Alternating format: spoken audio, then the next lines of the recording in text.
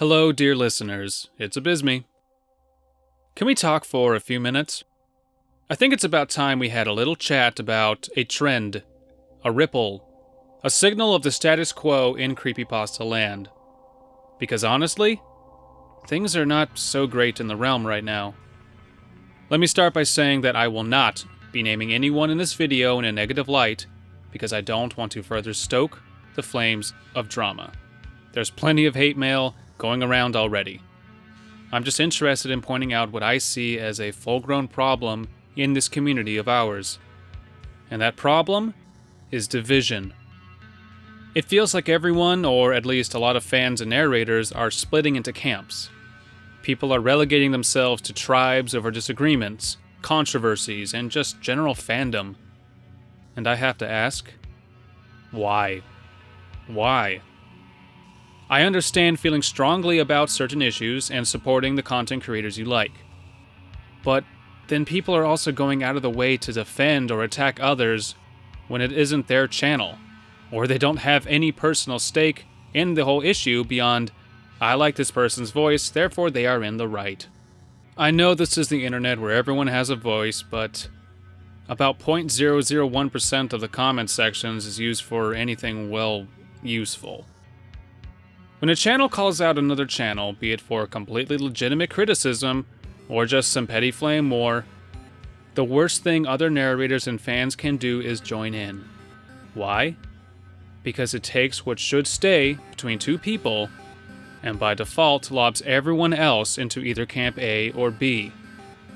The minute people who aren't direct parties to the discussion join in and start taking up the banner against anyone who would oppose their side of choice, it ruins everything. Now, no one can just be neutral. You are either for one or the other by default, no matter what you think or what you say. It's worse when authors are involved. While the issues between certain parties are very important and very real, they are issues that should be solved in a respectful and calm manner. And most importantly, they should stay between those two parties. Because now, you have content creators refusing to take part in projects or read stories involving the author they suddenly despise. And why? The point of all this was to read and share dark content, usually in the form of stories. It feels like overnight everyone went from loving an author for their work and then de facto hating them because of their dealings with another author. Did their stories magically turn from kicking ass to sucking it?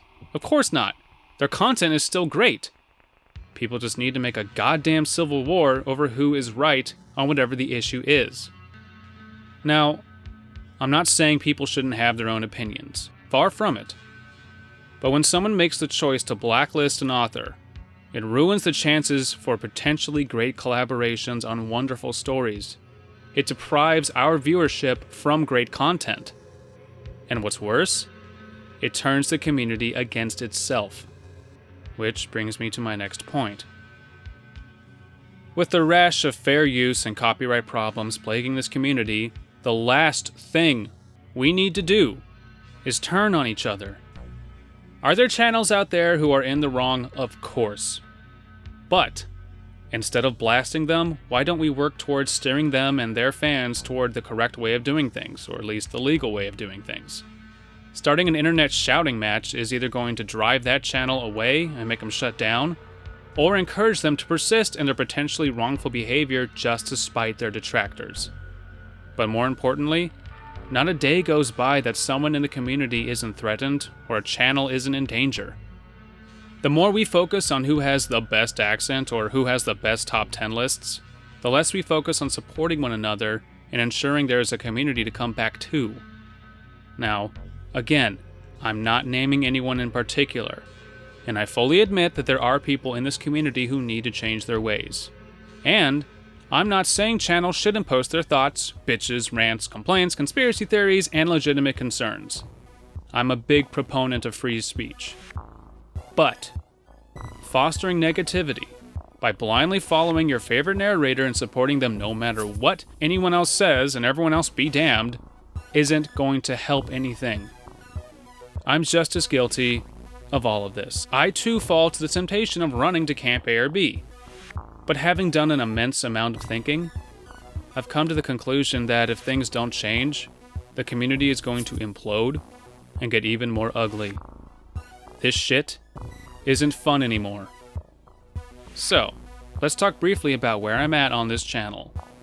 You may have noticed I haven't posted a narration in a couple weeks. Well, unless you count my Eternal Protector, which was animated by the incredibly talented Axeman Cartoons, but that is so much more than a narration. I fucking love that animation. Anyway, I haven't done a creepypasta in weeks, and now you know why. The amount of problems I was running into with all that's going on just got to be too much. The best stories I could find couldn't just be taken at their face value. They just had to be attached to the goddamn drama. I started questioning why I started doing all this in the first place. Again. We're supposed to be here to read stories, not make statements with the narrations we post. But it's inescapable at this point.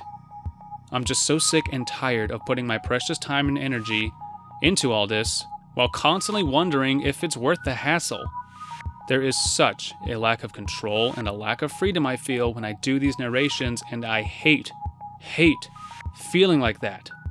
I feel like I'm so bound by the subject matter as well as who it does or doesn't piss off. So, needing to grow creatively and keep my damn sanity, I moved on. Before you unsubscribe, I am not done narrating. In fact, you can find me appearing more and more frequently on a little channel called Manor House. I do character acting as well as full-on narrations, and let me tell you guys, if you like the stories I've posted here, and like how I do things, you will love the stories I do for Manor House. They're like my productions on crack. The production quality is amazing, the content is incredible, and there are so many good actors who join me. So please, go subscribe there if you want to hear me and others narrate without all the stupid drama and bullshit surrounding it all. Also, I'm still 100% open to providing lines for other channels. I just did a piece for Josie, and I have other collaborations in the works, so my voice isn't going anywhere. Lastly, for those of you that haven't seen it already, there's a special something that has been gracing this channel. Something dark, mysterious, frightening, and I highly suggest you check it out. Thank you everyone for listening. To show that I practice what I preach, I'm going to be a positive force and shout out other channels who I know are awesome and you should check out if you haven't already. These are all channels I have worked with or vouched for their quality.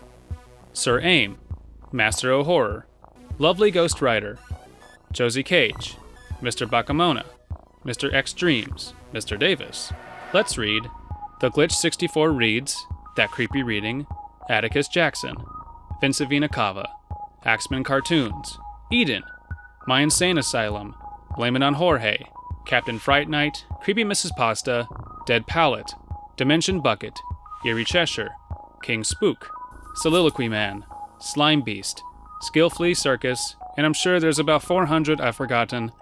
You all know who you are, and you're awesome. Thanks again for listening, everyone.